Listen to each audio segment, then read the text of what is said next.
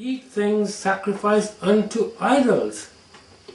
Yep, we got a lot of Jezebels out there, male and female, absolutely, seducing, carrying on with immoral conduct, unbelievable immoral conduct, men and women,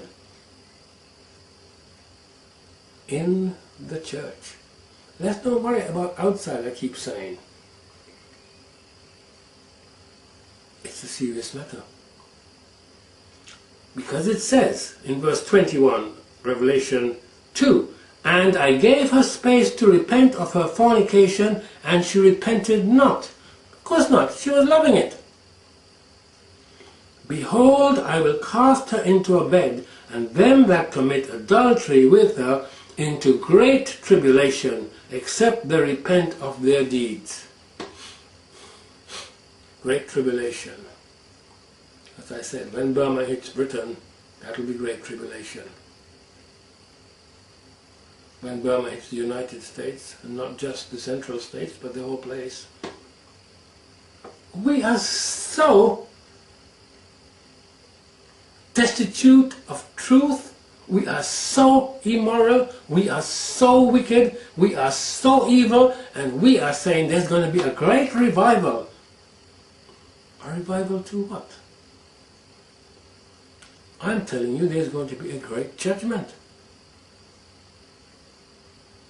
How the United States now is going out of its way to promote gay unions, relationships, call them what you like. California, New York, Central United States, there's big uproars about it. But it's taking place anyway. As I said in the abortion document video a few days ago, you know, millions of children in the United States every year aborted. In Britain, hundreds of thousands every year aborted. And this is in addition to the violence we are conducting overseas and in our own countries. But that's outside the church. Now I'm talking about inside the church. Because it says there, in verse 23, "And I will kill her children with death." This is the eternal God speaking. Of course God is a God of love, but we can reach such a degenerate state that the only choice is to eliminate us, so that at some time in the future he might be able to do something with us. Because it's very clear, "I will kill her children with death." Why? "And all the churches shall know that I am he which searcheth the reins and hearts, and I will give unto every one of you according to your works." So yes, the letter to each church talks about works and mentions the good points. But it also mentions the bad points. And Christ says here, "I will give unto you according to your works." And some of the works, according to Revelation 2, it says here, "I will fight against you with the sword of my mouth." So that just tapping on the head and giving knighthoods, which are not a subject, we won't go there. They're for killing. And then, in case we miss the point, as I said in verse 23, "And I will kill her children with death." This is sobering stuff.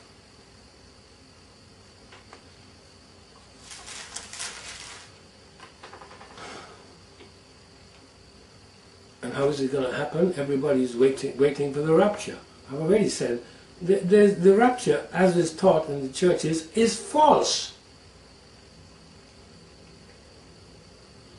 We have explained Revelation chapter 12. We've had the people come back and tell me things like, you know, we've watched a video, but I'm going to be where Christ is. But you know, it tells us there, and this is something we really need to get hold of. You see, in the letters to the churches, no specific mention is made of commandment. It talks about fornication and adultery, which are obviously commandments. But this can be a spiritual thing and a very big scope, okay? And I believe that some of these sacrifices are more than we would think. I've said that before, and I go back to Emmanuel Amy for as a source. That was another huge revelation that just sort of shook you up. Wow! Reading the Talmud, that shook me up. Wow! And while I'm here, I should mention, no, I'll come back to that in a minute.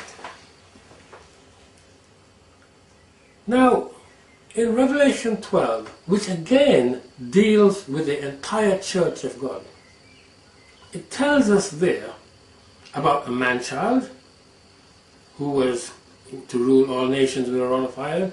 And yes, the people who contacted me said, yes, Christ is the man-child. Yes, of course, Christ is the man-child.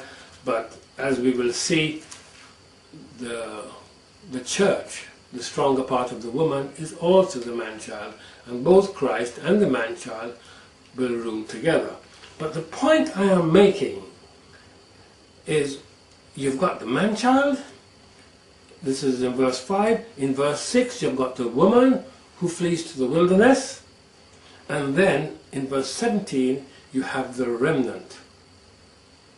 This is all part of this church, the same church being mentioned in Revelation 2 and 3. Now, in verse 17, the dragon was wroth with the woman and went to make war with the remnant of her seed, which keep the commandments of God and have the testimony of Jesus Christ. These are the people who are going to go through the tribulation. You've got the woman in verse 14 who flees to the wilderness for 3.5 years. Times and half a time. 1 time, 2 times, that's 3.5 a time. Half a year, 3.5 years. But the big thing is this. All 3 groups were commandment keepers.